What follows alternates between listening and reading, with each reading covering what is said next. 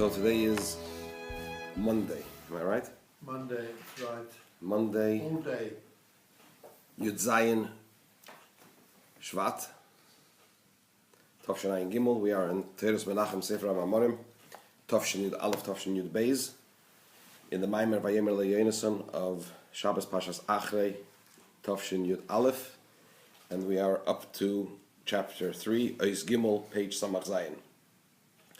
This Maimer is a continuation to the previous Maimer, and we're still in the process of discussing Mashiach. The Rebbe explained that Mashiach is the idea, the concept of the very essence, and that is why Mashiach will judge through scenting or smelling, because the idea of smelling and scenting is something that reaches to the very essence of the soul. And that is the idea of Mashiach. I was just seeing online this more amazing thing that it's working out that smell is not a whole thing about molecules. They will set up to that, but it's got to do with quantum vibrations. It's a whole thing of how we perceive in that area. It's our only way to so far they know that we perceive into the quantum thing. That's Interesting. And Eddie also sent me, which I'll circulate later today. I'll send it to you, Kevin. Maybe you can circulate it. A more vivid image, more detailed image of the olfactory nerve and how it connects to the brain. So that's another thing we learned, that the idea of the nose being the portal to the brain, and the aspect of the brain which is the pneumius of the brain, the inner aspect of the brain, basically the life force of the person. And that is why Mashiach will also introduce the idea of tshuva in tzaddikim. Mashiach also la'asov tzaddikai b't yufta is the quote. Why? Because the Rebbe explained that the fact that a person behaves in a certain way, in a revealed way, could be perfect, is not necessarily an indication that that is what happened, that his essence has been transformed to that level as well. And Mashiach will introduce that idea even in tzaddikim. So the question that Rebbe asked in this Maimer is, that's all fine and well so far as tzaddikim who haven't yet transformed the very essence. In other words, tzaddikim that are not tzaddikim gemurim, as the Alter Rebbe explains in Tanya, not complete tzaddikim. But a tzaddik gamur, right? In other words, a tzaddik who, so far as who has transformed his very essence, for example, Moshe Rabbeinu, right? What could Mashiach possibly introduce to a tzaddik like that? What could he add to him? And although the Rebbe said, he explained that there is this concept of a person, what's the idea of tshuva? The idea of tshuva is, the dynamic of tshuva is that a person is unhappy with his current situation and strives for higher. And that is possible also by whom? By tzaddikim, even tzaddikim gemurim, even complete tzaddikim, right? they're not satisfied. Nevertheless, the Rebbe says fine. But why is this such an unbelievable? So in other words, Mashiach will come and show tzaddikim, even tzaddikim gemurim, that they're still wanting. The Rebbe says fine, but that's not a revolutionary idea. That exists now as well. Mashiach, it seems, will add, this is what it would seem like, this is the question, he'll add a dimension in that whatever they accomplished until now is not sufficient, they can still go higher. But what's so revolutionary about this idea, so far as tzaddikim, complete tzaddikim are concerned? That was the question that I asked. So we're up to chapter 3, Ois Gimel on page Samach Zayin. Acho Inyan who, to explain this, the Hinei, Klolus Avodas Habirurim, the general idea of serving Hashem through the process of refinement, which is basically the mission of a neshama coming down here, Avodas Habirurim, refining Gashmias and extracting from them the Nitzutzas Kedusha, the sparks of energy, godly energy that are within them, and lifting them to Kedusha, to holiness. So the idea of Avodas Habirurim generally is, who la'achlala smola biyamina. This is a quote from the Zohar. To take from the left and to introduce that into, bring that into the right. The right being chesed, the left being gvura, right? So the idea of Avodas Habirurim is to take from the left and to bring it into the right. What does achlala mean? From the expression of klal, to include. Lichlol, to include.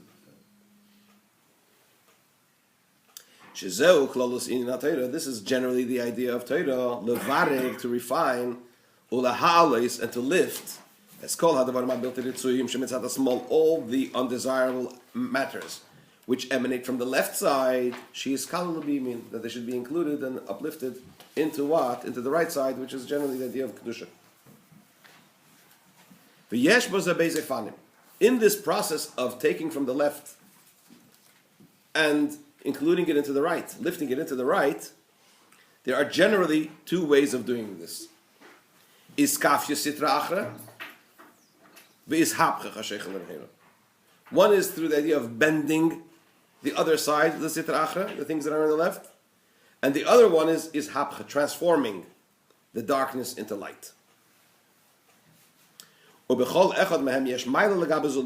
each of these two ways of doing the process of la'achlala smala b'yamina, including the left into the right, there is a qualitative advantage in each over the other. Dehine, the iskafia, serving Hashem through iskafia, through bending. How does that happen? That process takes place through the good clothing itself in the bad and warring against him, warring with him, fighting with him, sparring with him. In other words, engaging, through engagement. This is the idea of how a Beinani, the intermediary, as the Alter Rebbe explains in Tanya, how a Beinani serves Hashem. And as the Alter Rebbe says in Tanya, Shehi midas kol Adam, this is the measure of every person. And after this measure, every person should be drawn, should aspire to. And in this way of serving Hashem, in this way of Avodah, in this way, the Avodah, the serving Hashem, is in a way of war. As it says in the Pasuk, as the Torah says, when it talks about Yaakov and Esav, when Yaakov went over that stream of water because he forgot some of his objects on the other side of the river when he was taking his family across the water, he went back, and as he was crossing back over, he was returning. Vayeyavek ish imoy, a man sparred with him, wrestled with him. Who was that? It was the Sar Shal Esav, the angel of Esav that came to fight with Yaakov. It was, in other words, this signified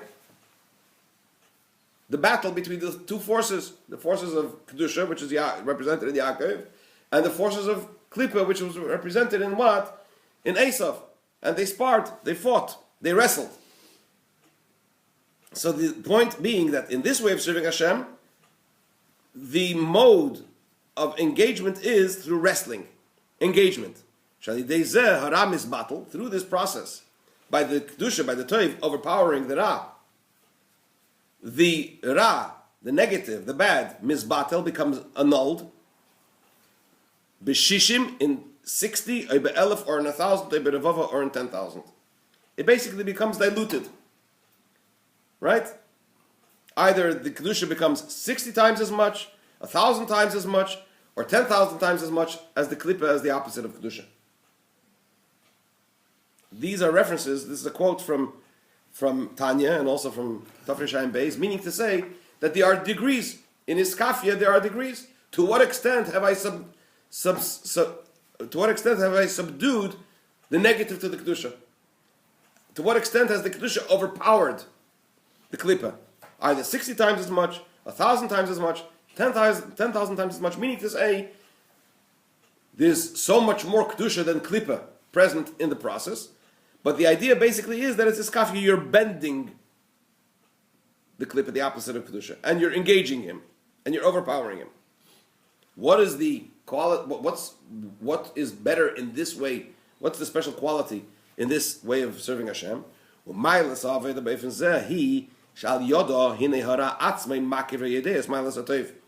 The qualitative advantage in this way of serving Hashem is that through this engagement, the negative itself recognizes and knows the special quality of the good. It recognizes that the good is special. There's something special about it.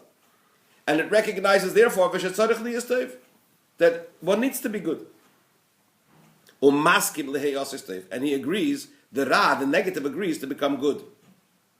That is the advantage. That's the plus in this way of serving Hashem.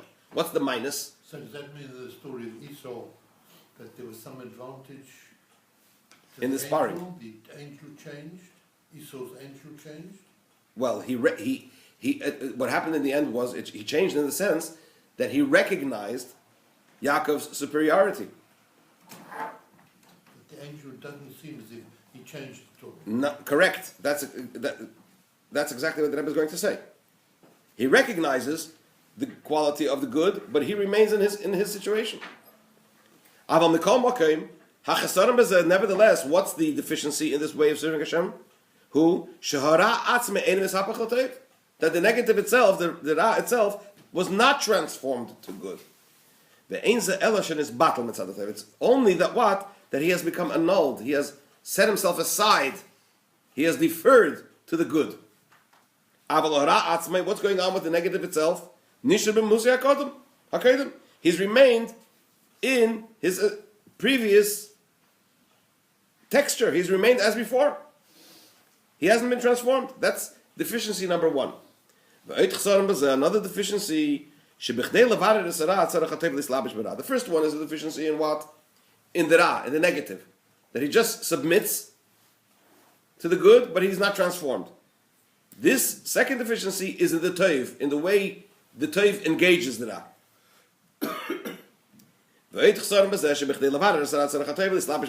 In this mode, in order to deal with the negative, the positive, the good, has to clothe itself in the bad. Why? Because the refiner has to clothe himself in the garments of that which is being refined in order to affect him. So what's wrong with that? This process causes the toiv to become weakened. Why? Because he's wrestling with the ra. He's clothing himself in the ra. Once the toiv engages, once the good engages the ra, directly, the toiv becomes aware, the good becomes aware that there is something which is called ra, which is called negative. So this causes what? A weakness in the toiv. As it would have been if it would otherwise not have engaged with the ra. He brings in a very interesting example to this. For this. If you want to sweeten bitter waters. So one method of doing that is one method is that you add a lot of sweet water into the bitter water. So what are you doing? You're diluting the bitter water. It's understood simply. In this way, the bitter waters haven't been transformed into sweet waters. They've remained in their initial essence. They've remained bitter waters. It's just merely that they have been diluted as a result of the abundance of sweet water. So that's one aspect. That what? You haven't transformed the sweet water, you just diluted it. Move on also understood concerning the sweet water. It works the other way around as well. That the bitter waters is weakening the sweetness of the sweet waters that is being poured into it. The sweetness of the sweet water, the sweet water, once it's poured into the bitter water, will not be as sweet as it was originally. Because now they're mixed a bit with what? With bitter waters. So this is the Aveda serving Hashem through his kafia, through bending. Then there's another way of serving Hashem through transforming. Serving Hashem through transformation,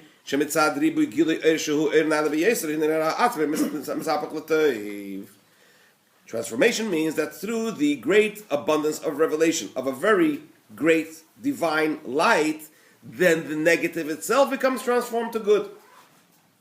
What is the advantage? What's the quality, the special quality? What's the plus in this? The quality, the plus in serving Hashem in this way is that the bad itself, the negative itself, is transformed to good. The later action is not merely becoming subdued and diluted as a result of the good. That's number one. So that is the quality, the plus, so far as the negative itself. Then there's also a plus so far as the toiv which operates with him, that engages with him. This does not cause the good to become weakened. Why? Because in this way,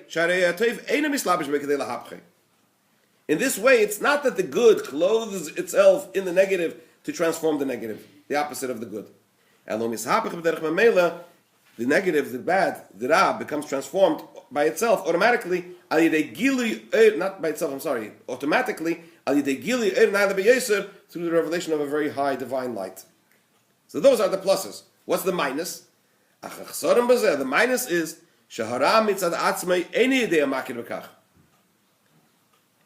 the negative itself doesn't recognize this. The key, since its transformation to the positive is through the revelation of a great divine light, the Ra itself does not agree to become nullified and to submit to the good. It's just that he's transformed automatically through a great divine revelation. It's like the darkness that is pushed away automatically when the sun shines, or like Hashem when he revealed himself at Har Sinai. What happened? You become nullified. You say, okay, you're in the presence of something tremendous, so automatically you set yourself aside, right? Or you become caught up in the experience, right? But it's not that you recognize from your own, the Ra on its own recognizes that it should be good. It's just that it becomes overwhelmed. So these are the pluses and the minuses in both of these modes. We'll elaborate in Mitzvah Shem more tomorrow.